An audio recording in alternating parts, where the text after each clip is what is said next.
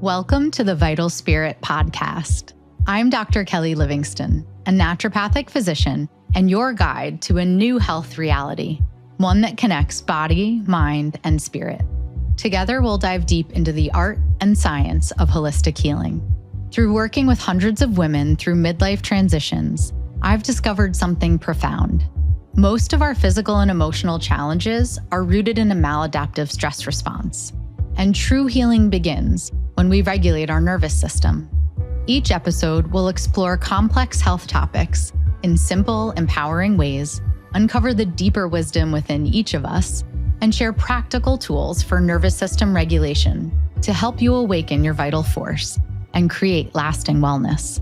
So, if you're ready to reconnect with yourself, your health, and your purpose, let's begin this journey together so you can experience life more fully human and deeply healed. The other day, a woman sat across from me in my office and she said, "Dr. Kelly, I don't know what's wrong with me. Everyone keeps telling me my labs are normal, but I don't feel like myself anymore." She was exhausted and struggling with brain fog. Her hair was shedding. Her workouts felt harder than they used to, and she began to wonder whether this was simply what getting older was going to feel like. As we talked, the story became more complex. Her menstrual cycles had changed. Her recovery time was a lot slower. She could sleep through the night and still wake up extremely tired. And she had already looked at her thyroid levels, adjusted her diet, and tried to manage her stress. But she still felt as though something important had been missed. Eventually, one relatively small laboratory marker helped us ask an entirely different set of questions, and she finally felt validated and like there was light at the end of the tunnel. That marker was ferritin. Now, ferritin didn't explain every single symptom she was experiencing, and it wasn't the final diagnosis working together. However, it was a clue that helped us to look more closely at iron loss, absorption, inflammation, hormones, digestive health, and the increasing demands her body had been trying to meet. And that's where I want to begin today. So welcome back to the Vital Spirit podcast. I'm Dr. Kelly Livingston. This is a space where we explore the science, wisdom, and deeper physiology of healing so you can better understand your body and become a more informed advocate for your health. One of the things that I love most about practicing medicine isn't ordering lab tests or recommending supplements. It's not even arriving at a diagnosis, although that can be an extremely important piece of the puzzle for a patient. But it's when I'm sitting across from another human being and I'm listening carefully enough to understand the story their body's been trying to tell. In some ways, I've always wanted to be a detective. And after more than a decade in private clinical practice and 15 years of seeing patients, I've become convinced of something. Our bodies are communicating long before a diagnosis appears, often long before a laboratory value falls outside of the typical reference range. And ferritin is such a great example of this. This is going to be a physical episode, so I'm not going to touch a lot on the spiritual side of iron and ferritin, although I'm sure I could. But I really, really want you to hang in there if you are someone who's been told your labs are normal and you still don't feel fine. The challenge is that those early signs are so easy to dismiss. So fatigue, we might blame on, oh, I'm just busy, or brain fog, we blame on stress.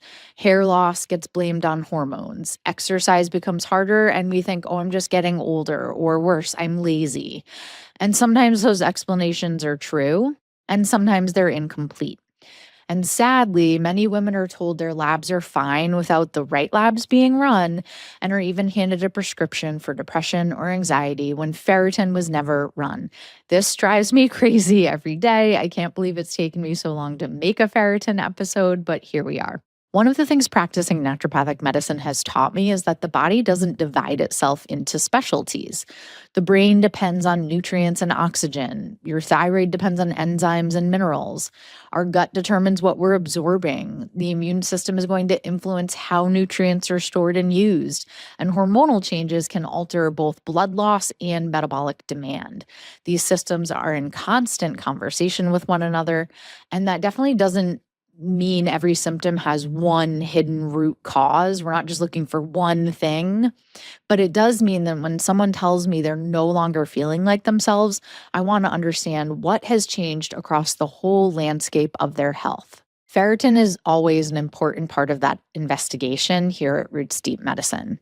Many times I might look at low ferritin as an obstacle to cure. And if you don't know what an obstacle to cure is, you can go back to our episodes on the therapeutic order and the health philosophy and principles of naturopathic medicine. Now, if you've never heard the word ferritin before, you're not alone. Most people haven't. Patients almost never schedule an appointment with me because they think their ferritin is low. Although nowadays, I certainly have gotten patients who call and say, I can't get my ferritin up on occasion. But typically, patients show up because they're tired, or their hair is falling out, or they can't concentrate, or their workouts don't feel the way they used to.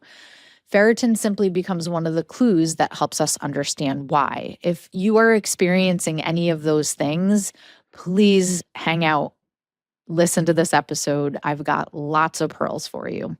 That's exactly what today's episode is all about. We'll be exploring what ferritin is, how your body stores iron, what iron is, how iron influences everything from energy production and thyroid physiology to brain health, exercise recovery, and hair growth. We'll also discuss how I interpret iron studies in practice, why inflammation can change the way your body handles iron, and what treatment looks like when ferritin is low. But there's a larger purpose here. I want, as always, to show you how I think when I look at a laboratory marker like ferritin, because a lab value by itself never tells the whole story. We need the laboratory data. I love geeking out on data. We need to know your symptoms. We need to know the timeline and the physiology that connects them. And hopefully this episode helps you ask better questions about your own health and have richer conversations with the clinicians you trust. And then it has accomplished essentially what I would like. So let's begin with a simple question. What exactly is ferritin? If you've ever looked at your blood work, you've probably seen several different tests related to your iron. There's ferritin if it was run, and often it is not run in the United States as part of a full iron workup. In some other countries it is. You maybe have seen serum iron, so your total iron, transferrin saturation, TIBC, maybe a CBC, which is a complete blood count. And for many people, that feels like alphabet soup. You might even want to turn this off because you just heard a bunch of letters. So let's simplify it. Iron and ferritin are not the same thing. Iron is the mineral that your body uses for countless essential functions, and ferritin is the protein that safely stores iron in your body until it needs to use it. One of the analogies I often use with patients is to think about your kitchen pantry. The groceries sitting on the counter are the food you're using today. The pantry is what you've stored away for the weeks ahead. If life suddenly becomes more demanding, you're grateful that you have those reserves there. Your body thinks the same way. It doesn't simply want enough iron for today. It wants a reserve that it can draw from for tomorrow. And that's what ferritin represents, your body's stored form of iron. So if you have a bunch of people over and you're feeding them from the fridge and the cabinets, but maybe you haven't tapped into that food in the pantry. Now, if they decide to stay for an extended period of time and you can't go to the store and get more, then you're going to start running out of food in the pantry as well. And your body's making withdrawals from this pantry or storage form of iron all the time. With every new red blood cell it produces, every menstrual cycle, during pregnancy, to grow your hair, when your immune system is responding to an infection, when tissues are regenerating and repairing, ferritin is quietly providing the iron needed to keep those processes moving. But ferritin also has another job that's just as important. It protects us from iron itself. That might sound surprising because we usually think of iron as something beneficial. And it is, but free iron is highly reactive. And when it's left unregulated, it can contribute to oxidative stress and damage cells. So instead of allowing iron to circulate freely, the body packages it safely inside of ferritin until it's needed. I think that's one of the coolest things about human physiology. The body isn't simply storing nutrients, it's regulating them, and it's protecting us from both deficiency and excess. The body's always trying to come to balance. And there's another really fascinating piece of the story. Unlike many nutrients, your body is remarkably efficient at recycling iron. So, red blood cells live for about 120 days, and as they age, specialized immune cells called macrophages come and break them down, and they recover much of the iron that they contain and return it to circulation so that you can use it again in your body. In many ways, your body's running its own recycling program. That's one reason that ferritin can change long before anemia develops or shows up on labs. Your body works really hard to protect essential functions and draw from its reserves first. Only after those reserves become depleted do we begin seeing changes that are obvious on a standard blood count, which means ferritin is often one of the earliest clues that something is changing. And no, you might not have shown up as anemic. Nothing else might have changed because there's still food on the plates. When most people hear the word iron, they think about anemia. And while iron deficiency is certainly one cause of anemia, that's only one small part of the picture. Iron participates in thousands of physiologic processes every day. One of its best known roles is carrying oxygen. Red blood cells use iron-containing hemoglobin to transport oxygen from your lungs to every tissue in your body. Without enough available iron, oxygen delivery becomes less efficient, and that's one reason that patients with depleted iron stores often describe feeling exhausted or they become short of breath more easily. But oxygen delivery is only the beginning. You also need oxygen to feel safe in your body. Many times, one of the first signs of low ferritin a patient experiences is anxiety, shortness of breath, and sometimes even panic attacks. Inside nearly every cell are mitochondria, the structures responsible for producing ATP, our energy currency, and that's powering virtually everything in your body. And iron's essential for many of the enzymes involved in that energy production process. When iron availability falls, energy production might become less efficient long before you develop anemia. Iron also plays an important role in the brain. It's involved in producing neurotransmitters such as dopamine, serotonin, and norepinephrine, all of which influence attention, motivation, mood, and cognitive function. So I have a whole episode on SSRIs where I go deeper into serotonin. I am going to make a whole episode on dopamine, but your ears should prick up if you're someone that struggles with ADHD, anxiety, or depression. Now, that doesn't mean low ferritin explains every case of ADHD, anxiety, or depression, but it definitely means that we need to look at ferritin. Those are complex conditions with many contributing factors, but iron status deserves consideration when someone presents with brain fog, poor concentration, restless legs, that's a big one with low ferritin, or persistent fatigue. The thyroid is another example of how interconnected physiology really is. Producing and activating thyroid hormone depends on many nutrients, including iron. So very often low ferritin goes hand in hand with an inability to convert T4 to T3. We've got a whole episode on thyroid that you can go back and check out. So someone might be taking thyroid medication and still not feel like themselves if another piece of the physiological puzzle has been overlooked. Iron is also really important for healthy hair growth. Hair follicles are among the most metabolically active tissues in our body. They require a steady supply of oxygen and nutrients, which is one reason that hair shedding is a common complaint when iron stores become depleted. Your immune system also depends on iron. Too little can impair immune function.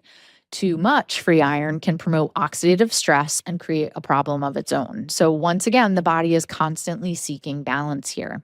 Exercise performance is also influenced by iron. Whether you're training for a marathon or simply trying to keep up with your kids, your muscles are relying on oxygen and efficient energy production to do so. When iron stores are low, workouts are going to feel harder, recovery time is going to take longer, and your endurance is going to decline. That's very often a reason that someone might show up in my office.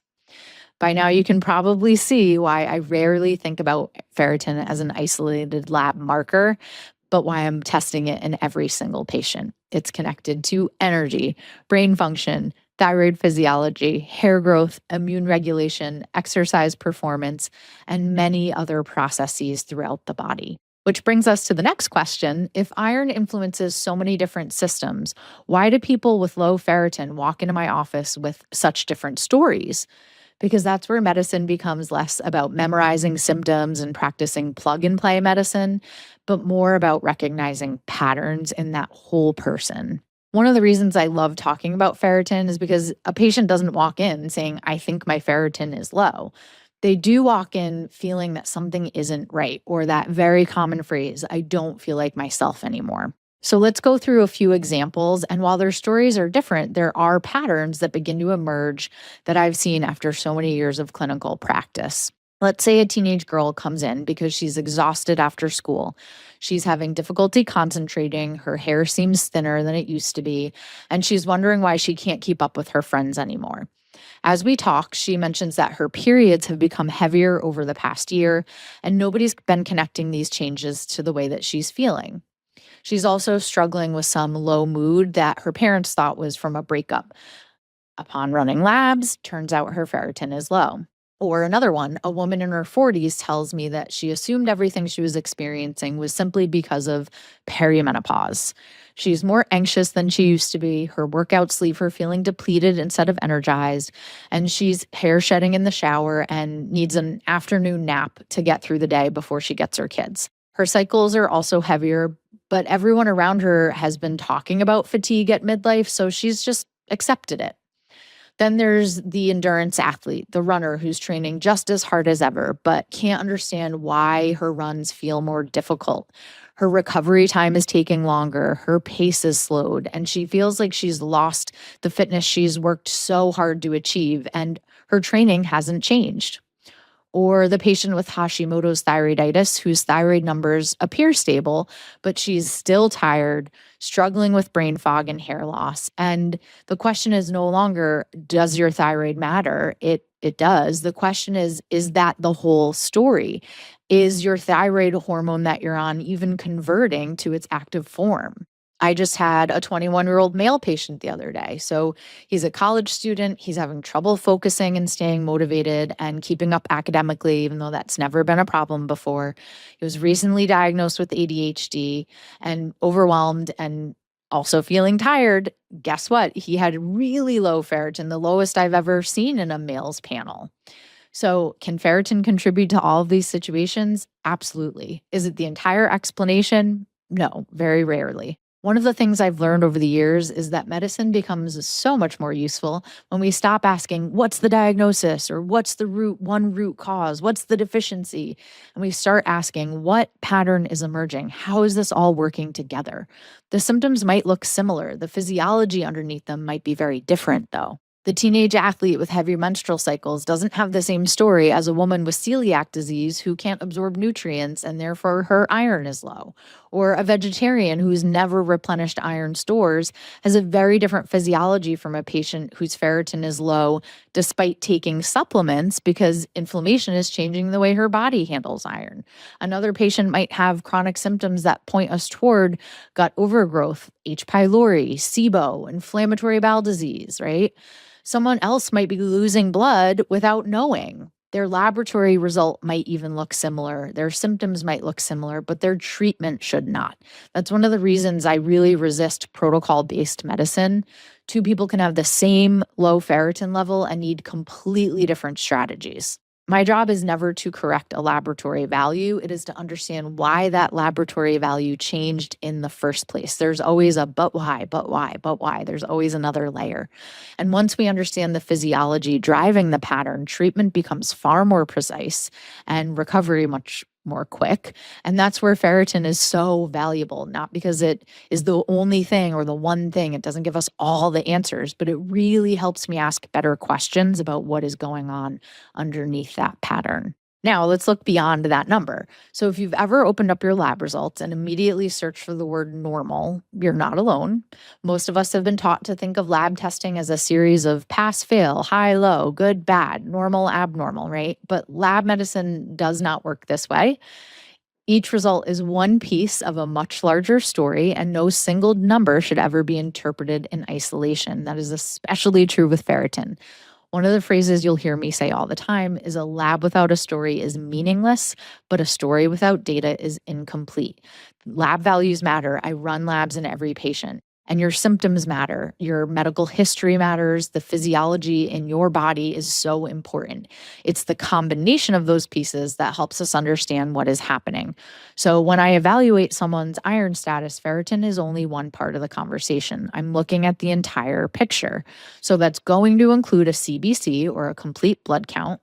A CBC tells us about the red blood cells that are responsible for carrying oxygen throughout the body. In that, I'm looking at markers like hemoglobin, hematocrit, MCV, MCH, RDW, not because each one provides an answer, but because together all of them reveal patterns. And I know how that person's physiology is compensating for low ferritin. One of the most important things to understand is that these markers can remain completely normal while ferritin is already declining. Again, that body works in remarkable ways to preserve oxygen delivery and keep us alive. It's going to pull from that stored pantry form of iron before allowing our red blood cell production to suffer. So if you're only running a CBC, you wouldn't know your ferritin is low. By the time anemia appears, the body has often been compensating for quite a long time. So I pay attention to ferritin from the beginning, especially because it's often not been run yet. In that teenage girl with heavy periods, immediately I'm asking, did they run ferritin? So we've gone over how ferritin tells us about iron storage. It's one of the earliest markers to change when iron reserves begin to decline. Now, the question I'm always getting is, what ferritin level should I be aiming for? Now, of course, that answer depends on the individual. In conventional medicine, the primary goal is identifying iron deficiency severe enough to diagnose disease or anemia. In functional and integrative medicine, we're obviously asking a different question. Is this person functioning optimally? Is it possible to have a ferritin level that's technically normal according to the lab reference range and still experience symptoms like fatigue, hair loss, brain fog, restless legs, feeling cold all the time? Yes. In my practice, I often find that women feel their best when ferritin is somewhere between 70 to 100 nanograms per milliliter. That doesn't mean everyone should chase that exact number, but below a 50 is when I'm absolutely saying this low energy or insert symptom is likely related to ferritin. And it doesn't mean that every symptom is caused by low ferritin. Again, this is a whole picture, holistic practice. But a ferritin level of 15, 20, or even 30 might be within a lab's normal reference range, and that person is still really struggling with symptoms at that level. I never interpret this number in isolation. I am looking at your symptoms, your menstrual history, your stage of life, other inflammatory markers, and the rest of your iron studies. Now, serum iron measures the amount of circulating iron in your bloodstream at the moment that your blood was drawn. Because this changes throughout the day and it's influenced by recent meals, it's best thought of as a snapshot in time rather than a long-term measure of iron status.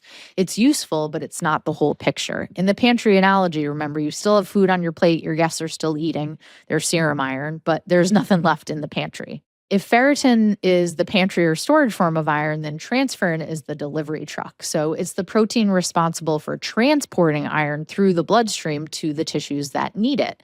And total iron binding capacity, or TIBC, reflects how much carrying capacity those delivery trucks have available. Looking at these markers together helps us to understand not only how much iron the body has, but how it's moving that iron to where it's needed. So these are also really important clues. Transferrin saturation tells us what percentage of those delivery trucks are actually carrying iron.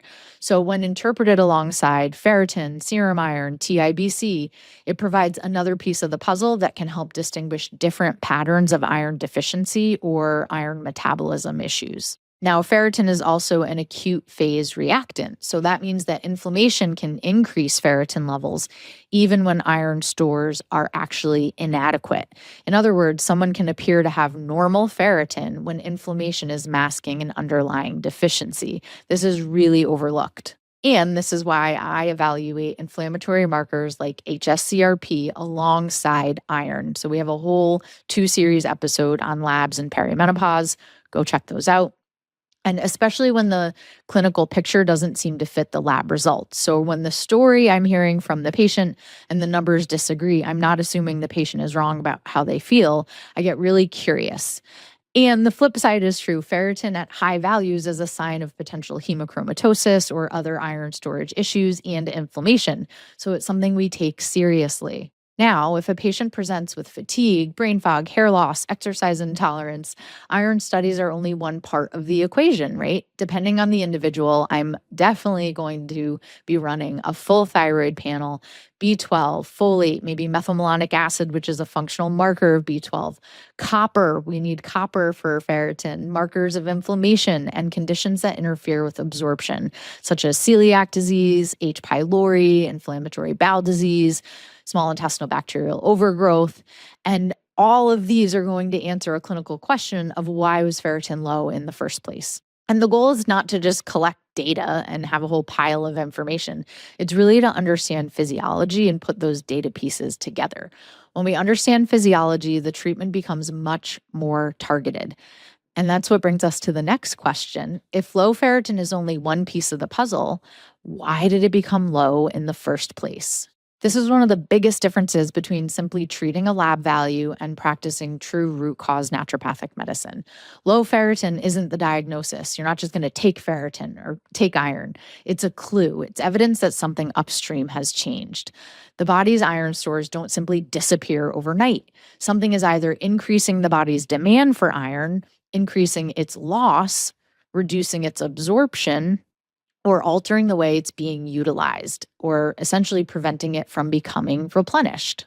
Our job is to figure out which of those is happening.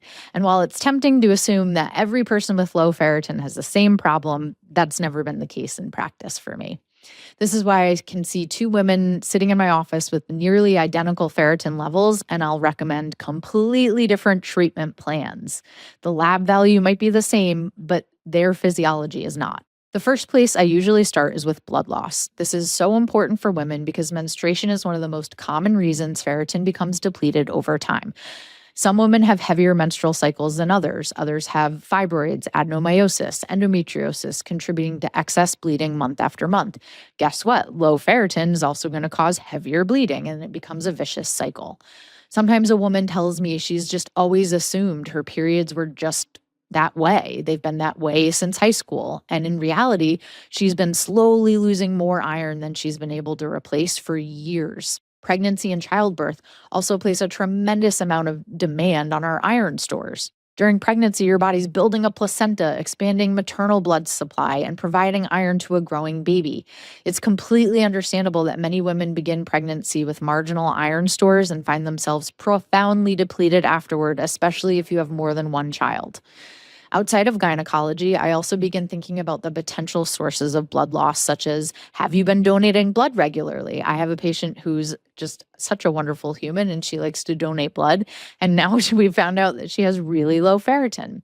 Or have you noticed black in your stool or any sort of rectal bleeding?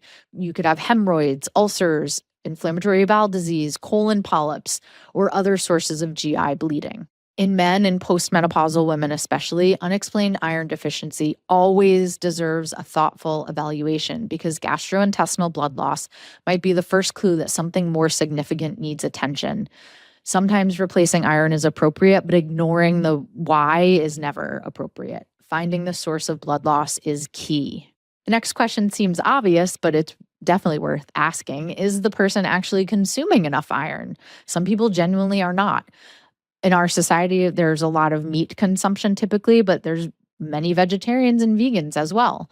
And we have to understand what the body has available to work with. So heme iron found in foods such as beef, lamb, bison, venison, shellfish, sardines, dark poultry is absorbed much more efficiently than non-heme iron found in beans, lentils, tofu, spinach, pumpkin seeds, quinoa, and other plant foods. That doesn't mean one way of eating is inherently better than the other. It's never one size fits all here. And many vegetarians and vegans maintain excellent iron status. But it does mean that people eating primarily plant-based diets often need to be more intentional about obtaining adequate iron and supporting its absorption. Also, if you're going through rapid growth, like teenagers, endurance athletes, then we need to pay attention to our iron stores. But even if you're eating enough, you're not always absorbing it. And that brings me to one of our favorite topics here, the digestive system. One of the reasons I spend so much time talking and thinking about digestive health is because the body runs on what we eat, yes, but also on what we're able to absorb and then utilize. Before iron can nourish your brain and support your thyroid and fuel your muscles or help your mitochondria produce energy, it has to move through a really sophisticated digestive process, and that begins in the stomach. Hydrochloric acid helps liberate iron from food and convert it into a form that's more readily absorbed in the small intestine. So, if stomach acid is inadequate, that entire process becomes less efficient. Many times we have low stomach acid and we might have a symptom of reflux because that stomach acid is too low. So, it's one of the first things I'm thinking about with a new patient. Or if you've been taking proton pump inhibitors, PPIs, or acid suppressing medication for years, guess what? You're likely not absorbing your iron. Or if you have chronic gastritis or an H. pylori infection affecting the stomach lining, or chronic stress that's been altering digestive function over time. These questions matter because you can eat an iron-rich diet every day and still struggle to rebuild your iron stores if digestion isn't working well upstream. Once iron leaves the stomach, absorption primarily occurs in the duodenum and the first portion of the small intestine. In that section of the intestine, if there's inflammation or damage, then nutrient absorption becomes much more difficult. So, in my patients with celiac disease or Crohn's disease or inflammatory bowel disease or a history of bariatric surgery, iron deficiency is immediately on my radar. And again, I'm always running ferritin. Then there's the microbiome. If you've listened to this podcast for any length of time, you know we're always going to talk about the gut. And one of the reasons I care so deeply about gut health is because the small intestine isn't simply where nutrients pass through, it's where they enter the body. We have an entire episode on small intestinal bacterial overgrowth. And if you have significant dysbiosis, inflammation, infections, replacing nutrients without addressing those is just an uphill battle. So I've seen patients take iron for months and never see a change in their ferritin. That doesn't mean that everyone with low ferritin has a gut disorder, but you know we're going to run a poop test here, and we're going to likely run a SIBO breath test if low ferritin is chronic. Another important question I ask is whether inflammation is altering iron metabolism. So this brings us to hepcidin. And during periods of inflammation, the body increases hepcidin production as part of its immune response. Hepcidin decreases iron absorption from the intestine, and it traps iron within storage cells, limiting how much is available for circulation. Now, many bacteria require iron to survive, so temporarily restricting iron availability can be one of the ways the body protects itself during an infection. The challenge is that chronic inflammation can keep this protective mechanism turned on long after it's useful. And that's why someone can have fatigue, low available iron, and symptoms of deficiency, while ferritin might look normal or even be elevated. So again, you need to look into those inflammatory patterns on labs, or look at autoimmune disease panels, or if there's a persistent viral infection or other chronic inflammatory conditions. Finally, I ask myself, what if this isn't just an iron story? Iron metabolism depends on an entire network of nutrients working together. Vitamin C enhances iron absorption. Copper and ceruloplasmin help mobilize stored iron and support its transport throughout the body. Vitamin B12 and folate are essential for healthy red blood cell production. We need adequate protein for the building blocks for many of these transport proteins. And vitamin A plays a role in iron utilization. So once we understand why ferritin became low, we can begin to support the body in a way that is individualized, sustainable, and far more likely to create lasting change. And that's what we'll talk about next. So I'm sure you're wondering, okay, what do I do about it, right? As you've guessed, I'm sure by now, there is not one answer. The best treatment plan depends entirely on why ferritin became depleted in the first place. So if you have undiagnosed celiac disease, simply taking an iron supplement isn't enough. Sometimes the most effective iron treatment isn't iron. It's restoring the conditions that allow the body to absorb, regulate, transport, and utilize iron the way it was used to. But let's jump into some of the ways that we can support iron. And first is food. So food as medicine always first. So I mentioned earlier heme iron, found primarily in animal foods such as beef, lamb, bison, venison, liver, oysters, clams, mussels, sardines, salmon, and darker cuts of poultry is generally absorbed more efficiently because it's already packaged in a form that the body can recognize. And non-heme iron found in lentils, chickpeas, beans, tofu, spinach, pumpkin seeds, quinoa, tahini, sesame seeds, and other plant foods is also an important source of iron, particularly for my vegan and vegetarian patients. As I mentioned, vitamin C is one of iron's greatest allies. So sometimes pairing our iron food with something like fresh bell peppers, or squeezing lemon over sauteed spinach, or pairing strawberries with an iron rich breakfast that has pumpkin seeds. These are going to be strategies to help our body absorb iron. Many people are surprised to learn that things like coffee, black tea, and green tea, or foods that have a lot of tannins, can actually reduce our iron absorption. So it doesn't mean you need to eliminate those foods, but timing matters. So you want to separate them by a couple of hours with your iron supplement or your iron containing foods. Patients always want to know what's the best supplement. Now, that's going to depend on the person in front of me. One of the common forms you'll encounter is ferrous sulfate because it's inexpensive and it's widely available, but it does commonly irritate the gut and cause constipation. So I typically use iron bisglycinate in my practice. I start with a form called Iron Extra that has cofactors for absorption, and I know how well people usually respond to it. So I kind of start there usually. And some individuals might benefit from heme iron supplements, which are derived from animal sources. But again, some of my vegan patients are not going to want to do that. Occasionally, I'll also incorporate lactoferritin into the treatment plan, which is an iron-binding protein naturally found in the body that helps support iron regulation, immune function, and intestinal health. And particularly when inflammation or digestive concerns are present, I might add that.